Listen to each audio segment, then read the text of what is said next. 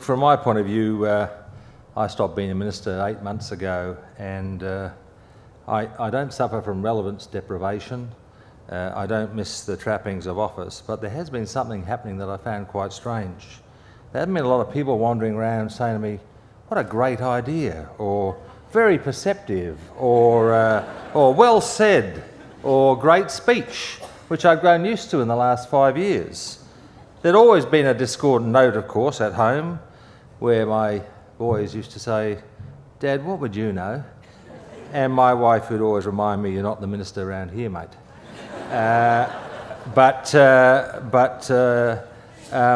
I do miss what really was toadying, and some ministers like it, but I always was quite embarrassed by it. But I know that's part of the public servant's lot. Now, as Catherine said in introduction, each minister is different. I don't envy you the task of adapting to each minister. Some are more focused on your capacity to do a good travel bid. Others are deeply interested in policy.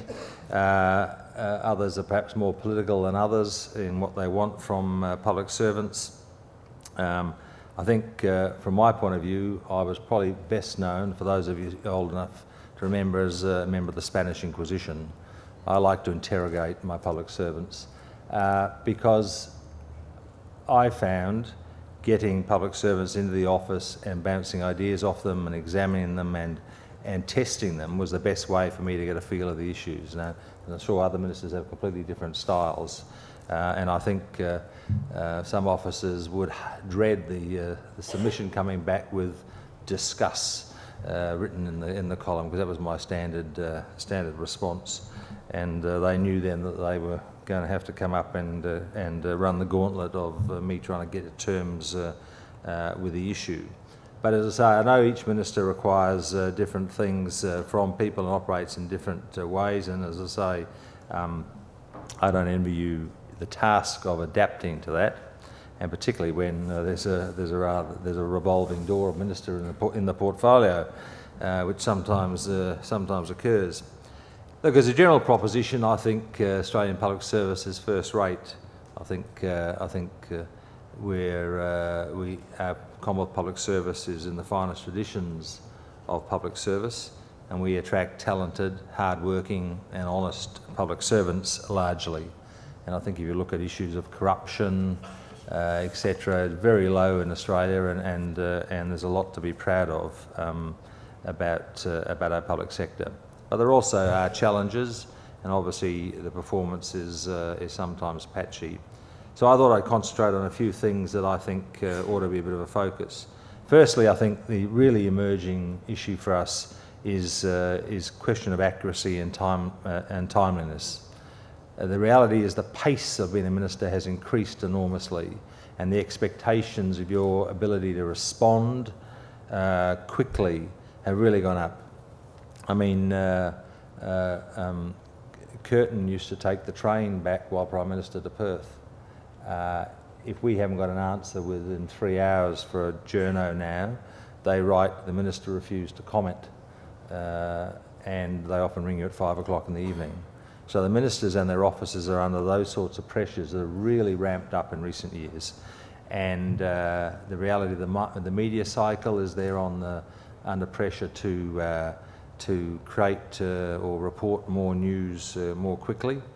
And that obviously then transfers as pressure back to the department. So timeliness, the capacity to be able to respond with accurate information quickly, I know is, I think, a real challenge for both ministers' offices and for the public sector.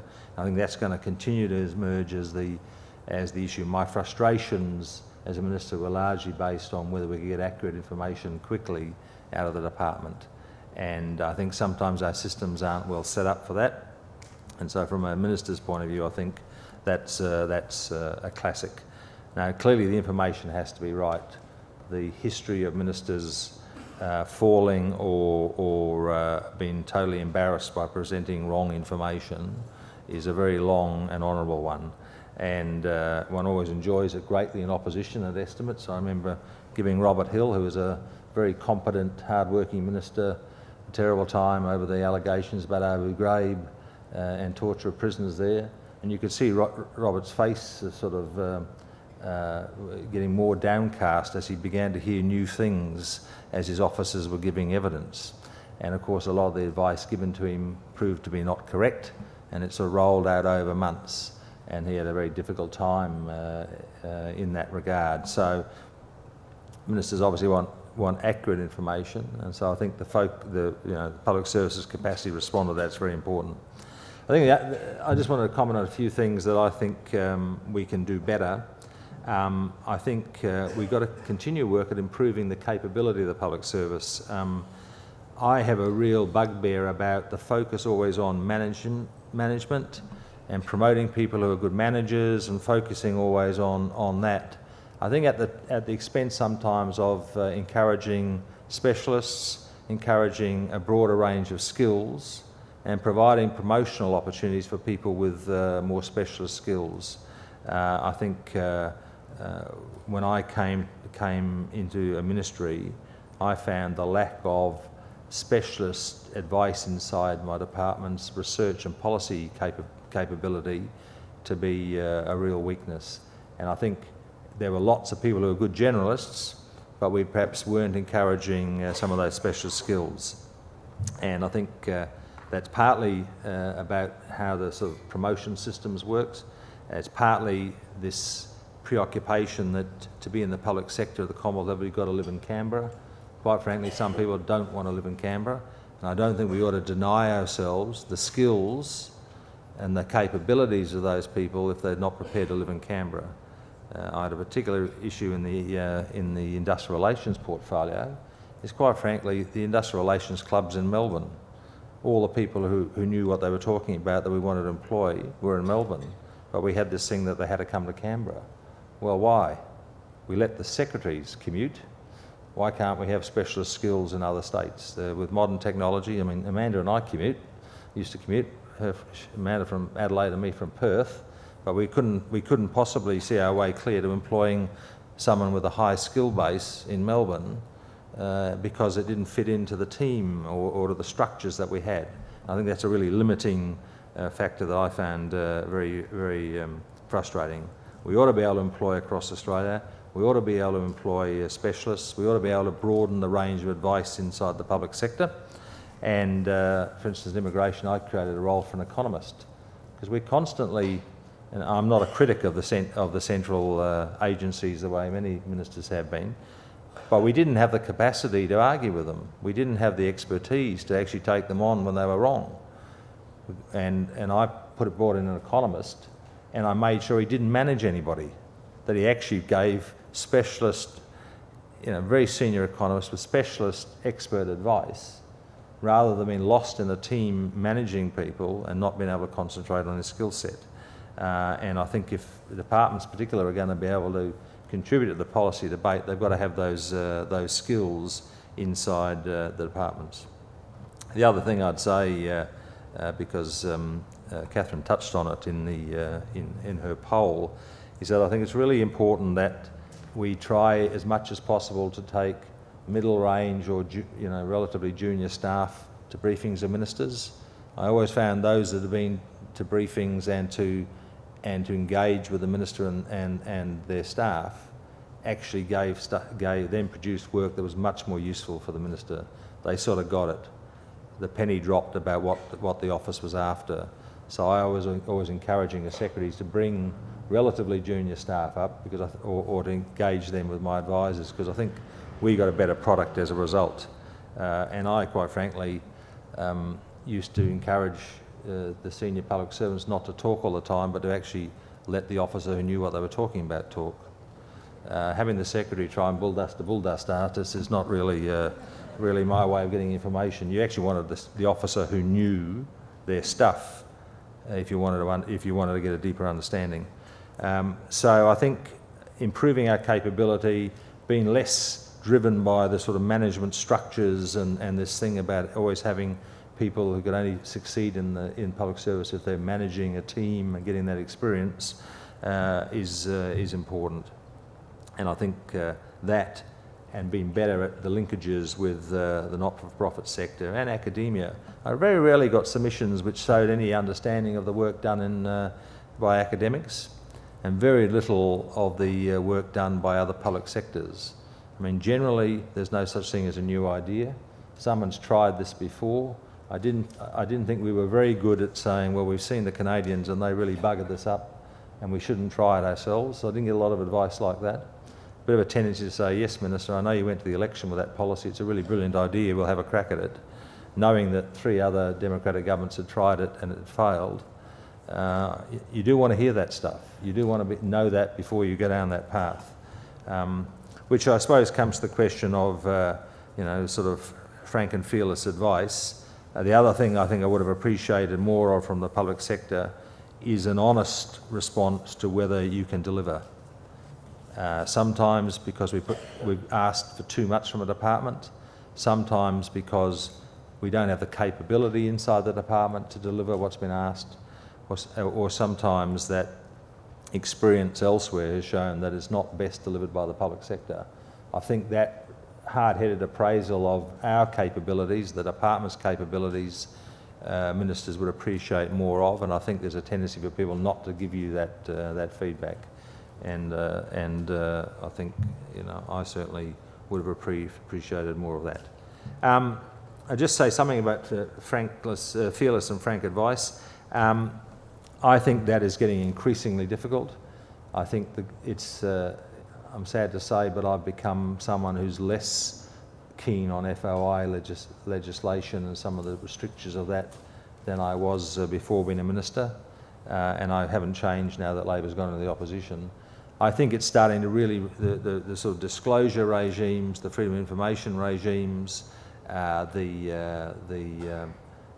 frankly, the development of a leaking culture has seen public servants, ministers be concerned about receiving fearless and frank advice, at least on paper. And I think that's a worrying trend.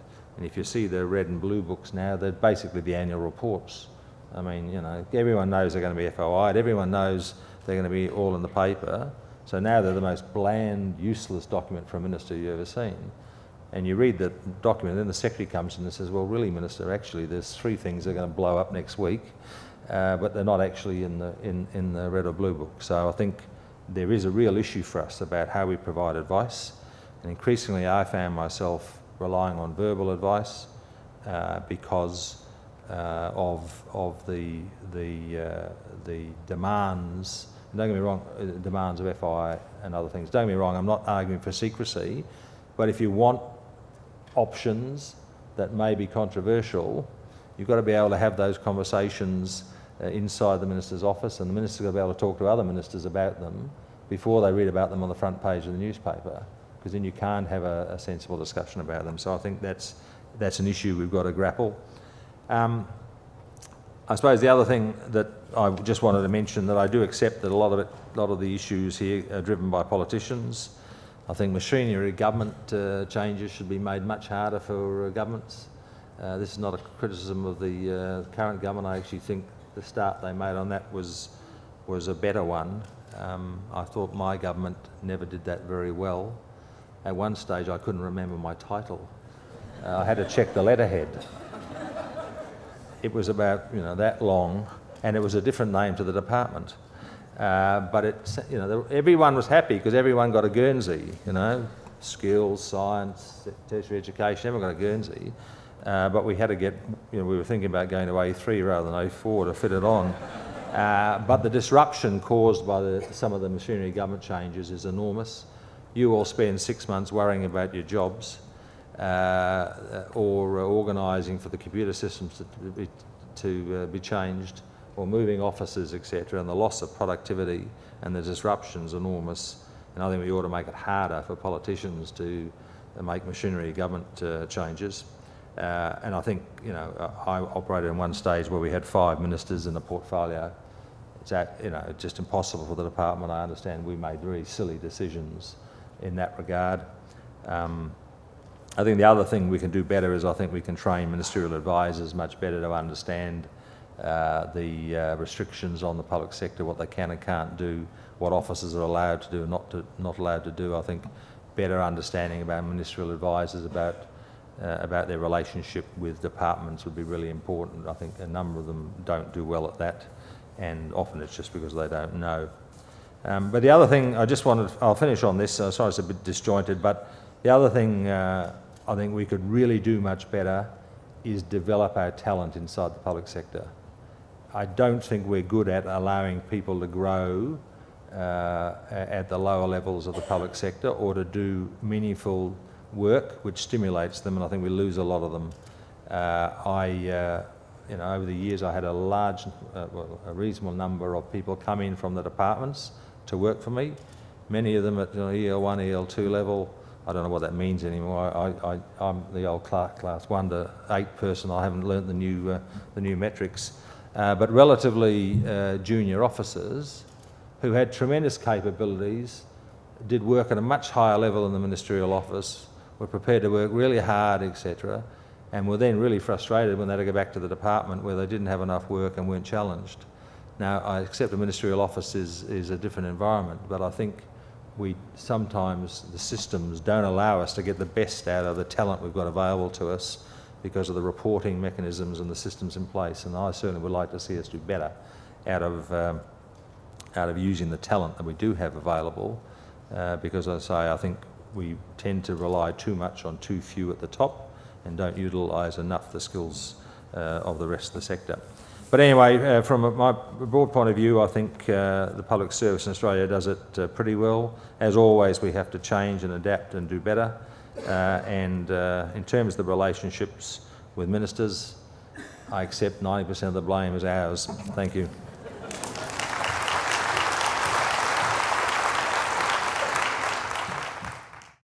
I had Stockholm Syndrome and I got over it. I fell in love with my captors. I loved my job, every minute of it. However bad it was, however much, what hit the fan, I loved it. But now that I'm out of it, there's not a nanosecond I've wanted to go back. And I can't explain that. How can you love something so much and then not want to go back? And the answer, of course, is Stockholm Syndrome. And it's nice not to have the same experience as Chris has with your partner at home saying, look, you're not the bloody minister around here. And family and sometimes friends saying, yeah, just because you're a minister doesn't mean you can... And people do it so unfairly, you're a sitting duck. Anyway, I think one of the most important things to mention about having the opportunity to serve as a minister in the Australian Federal Parliament is the tremendous privilege of working with the senior levels of the Australian Public Service. I mean, what a dream.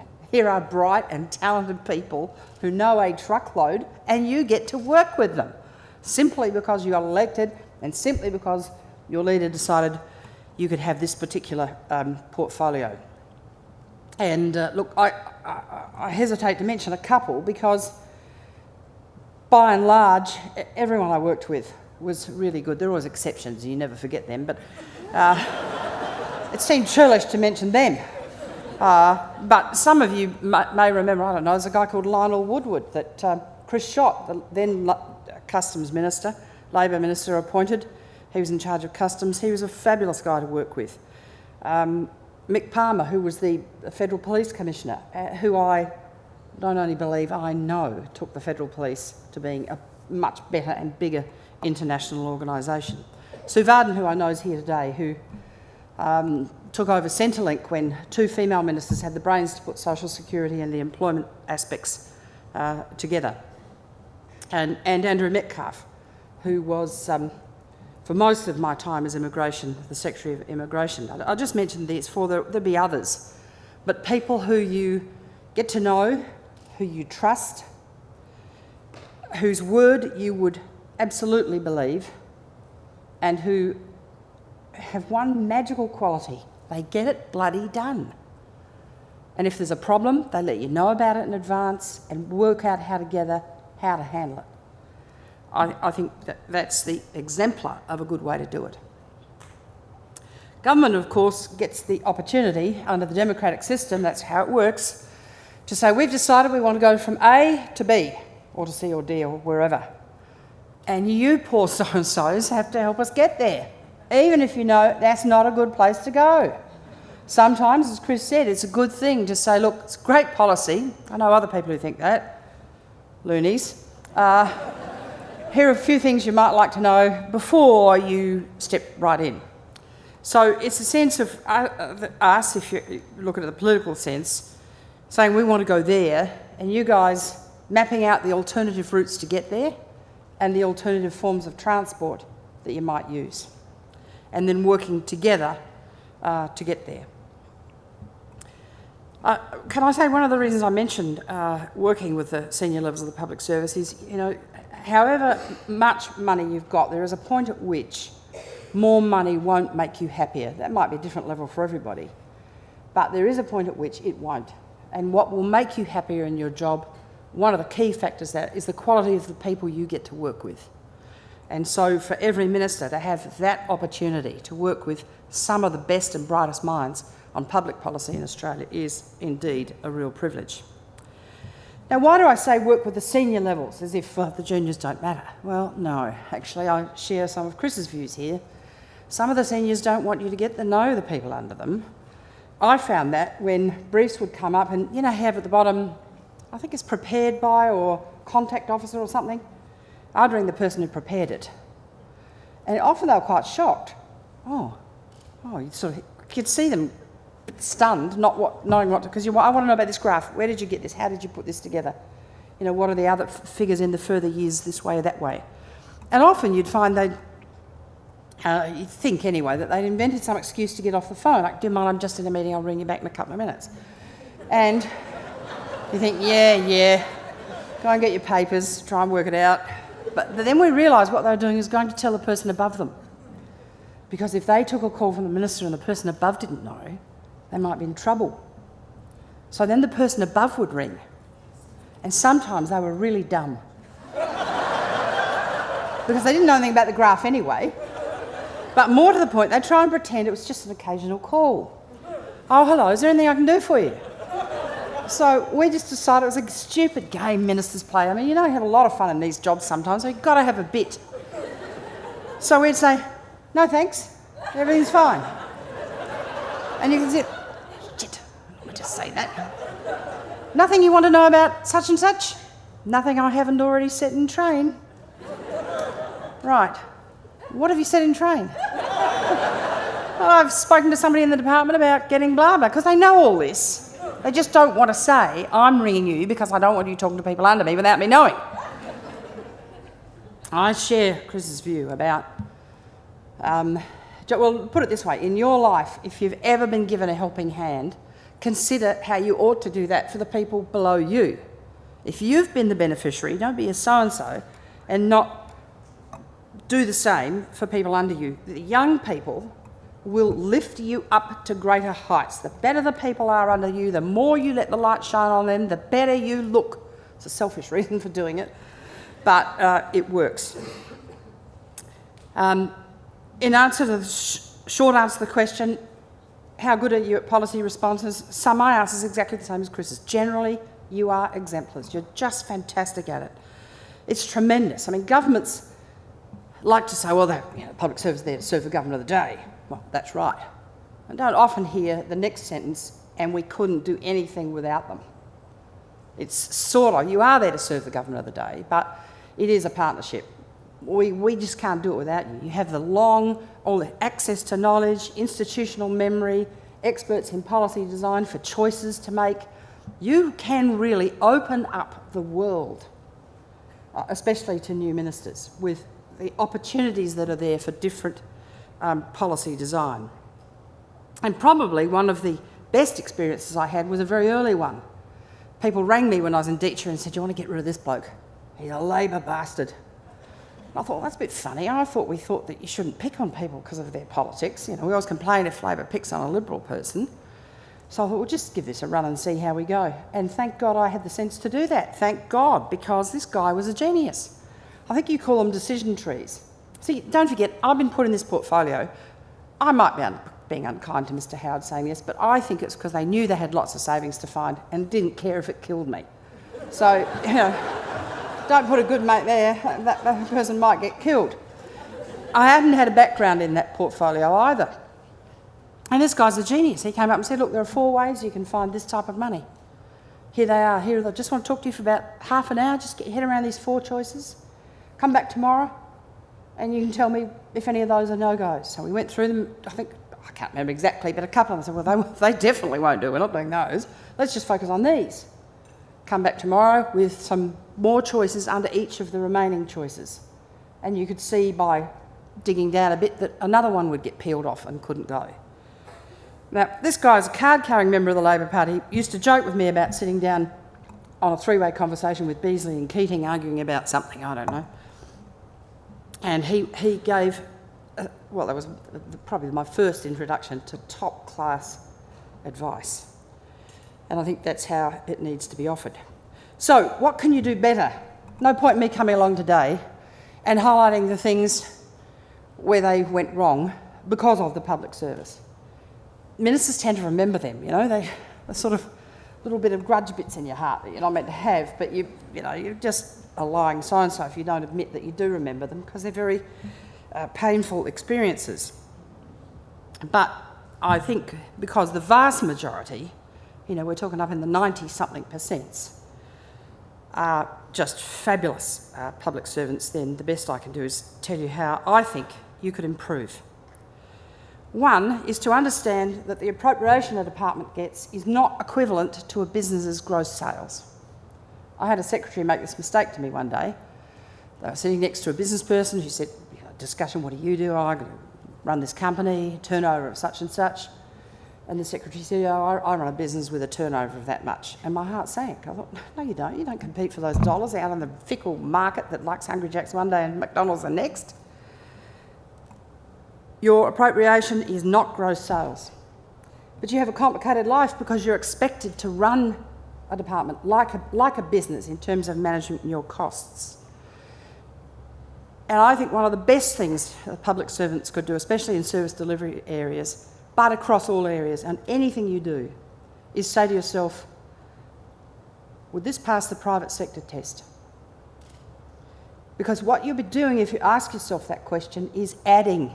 I'm not saying copy them. God, they do some dreadful things. But if you take on your institutional knowledge, your policy design knowledge, all the things the public service has got, and you just add a little bit of icing, what would the private sector say about this? And then you understand what they say, and you understand what the response might be. I think the building education revolution, covered learning area thing, was an example, maybe where a government demanded things, I don't know, but where it wasn't clear that anyone understood what happens when you put big buckets of money out to get it out the door quickly to a limited number of contractors. You end up with some covered learning areas costing 3 or 4 times what they really should. So I think that's the best piece of advice. Just ask yourself, would this pass the private sector test in everything? The other suggestion I'd have is to always offer a real choice. Coming back to the public servants that I mentioned and all the others that were really good. Part of what makes them good is you trust them. That means you can work with them. Trust is essential. So when you send up briefs that have got, say, 3 choices, I'd like to go from A to B. Well, there are 3 choices. A, you'll probably get killed because the plane will crash. B, the railway lines aren't safe and the railway will probably be derailed. C, hire a car, perfectly safe, blah, blah, blah. That is not giving you choices. That's the public service saying, we don't want you to choose A and B, so we're listing all the bad things, we're putting warnings in there in case any of this is FOI'd or gets out, and you look a complete dill for picking other than the one we wanted. You might get away with that type of brief every now and then, but your minister will not trust you. They'll be deeply suspicious from then on. Another thing I think needs to be borne in mind by some, I don't want to name who, see if you can figure it out. Some departments, not the service delivery ones, because they really do know where the rubber hits the road, and sometimes maybe in a service delivery department, some public servants and some departments, whole departments, have a culture that they are to protect Australia's interest in this area. We know what's best in this area. And those morons that get elected, that come in and out every now and then on the wave of that crude thing called an election, we have to go through, we have to explain it to them, we have to get them to understand this is the best way, and really see themselves as superior to the elected government of the day. Now, that is a very ugly route to go down, but there are one or two departments who have that view. And it permeates all the way. No, if I tell that story, you'll know which department I'm thinking of. But, you know, there are public servants who really do believe in their job, that they know better, and this guy or girl is just an idiot, because they don't, in that area, because they don't know as much, and if only they'd listen to us, everything would be better. If you have that view, get out of the public service and get yourself elected to Parliament, get in there in the scrum of ideas and argue it out with the public. A no-no, something you should never do, is keep the minister in the dark. I think Chris has touched on this, giving them options, be perfectly frank, be perfectly honest. And I had two experiences in immigration that were vastly different, and they relate very much to, well, they were different in themselves substantively, but also different in how the public service handled them. One was Cornelia Rao, who had some mental health issues, let's put it that way. And the other was Mrs. Alvarez Solon. Cornelia Rao was perfectly explicable. She was telling the truth when she said, I'm a German citizen. She just forgot to mention that she was an Australian resident under another name. She didn't want to be who she was. And while there were errors made in her file, no doubt about that, that was all explicable, and I would not blame the department for her being in detention as long as she was. And, you know, neither would you if you were the mug that had to make those decisions. How are we to expect people in immigration to conclude that someone has a mental health problem when they've been to a mental health facility and sent back as being okay? Sometimes we ask too much, or the public expects too much. But to the extent the department could give us answers quickly, she'd been in a number of states and the files were everywhere, so it wasn't easy, they did. Alvarez Solon was an entirely different matter. The mistake was discovered not long after it happened, and it was covered up. There were people who knew, and they shut up about it. Worse, I think, although equally bad, might be a better way to describe it, when the department started looking at it, they did have information, but I can assure you they didn't give to their minister when they knew the minister was having to front, you know, late line and those other sorts of things. That is unforgivable. That's when you lose trust. That's when you go to the Prime Minister and say, I can't work with one or two of these people. This is what happened.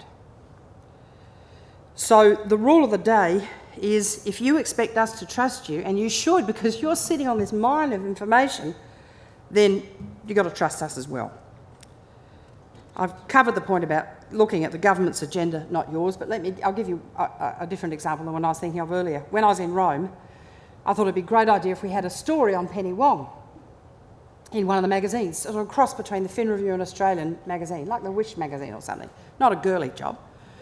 And I was very pleased about this, having gone up to Milan and talked them into this. No, don't do the Prime Minister. Everyone does new Prime Minister stories. That's boring.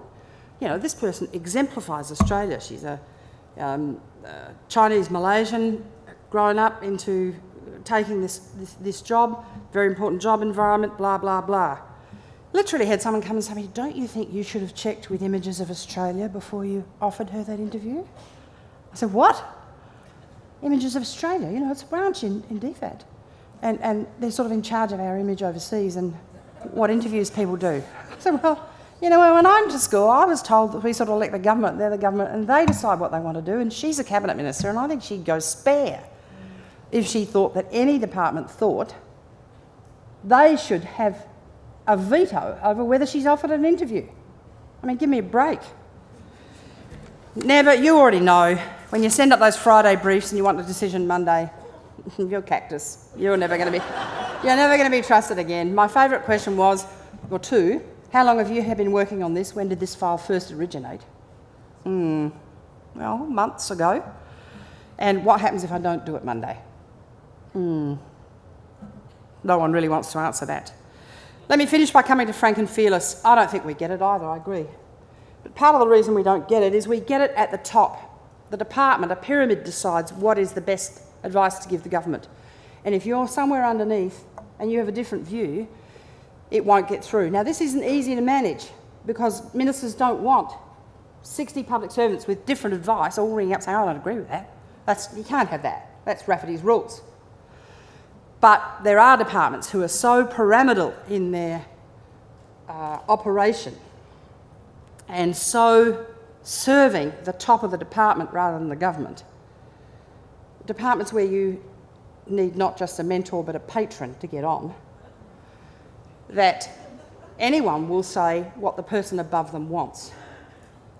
I can't tell you how disheartening it is to have a deputy head of mission in Rome say, well, I'll be ringing Canberra tonight. What for? Oh, well, because then I'll find out what they want us to say. Hold on. Why are you living in a flat on Campo de Fiori? Why am I in, aren't we meant to tell them what we think? And it's all the pyramidal business that is a problem. Last but not least, here's how I reckon you can help yourselves. Get somebody to figure out how you can get rid of the duds. Why should terrific people like you, why should you have to work with eggheads? If you've got someone that's a trouble cause, they've got a personality, sort of not disorder, but on the edge of that, a permanent trouble causer, or lazy, shiftless, who's lost their enthusiasm, why should good people have to work with them?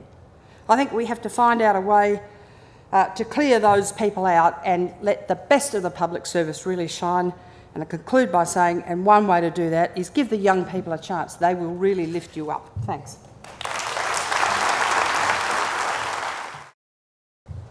Chris and Amanda, thank you both so much. At this point, I would like to invite questions from the floor. You can have a revenge for Senate estimates. That's right. Exactly. Well, probably the last decade for both governments, there's been, some people have commented that there's been a deterioration in public sector bargaining between ministerial and bureaucrat responsibility when things go wrong. And I was wondering if you might make a comment around that, as a minister, how do you find the accountability when things went wrong in that media attention? Do you want to go first or no? Well, look, I had a range of experiences with that. You probably already know that every now and then the media operating as a pack decides a minister has to go. And when they decide that, they're relentless in picking up the most minor error and pursuing it endlessly.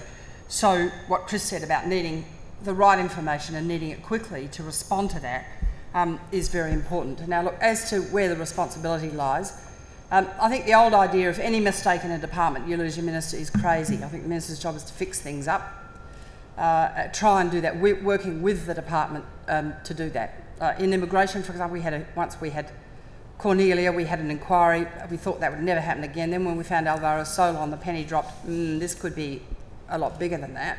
So we had a big inquiry. It wasn't welcomed by a lot of people, but I think immigration was better for it in the end.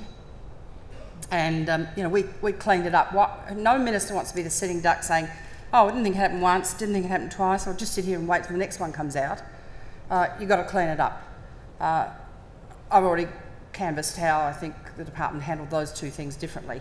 I think the most shocking thing to me was over some small matter that did get blown up early on.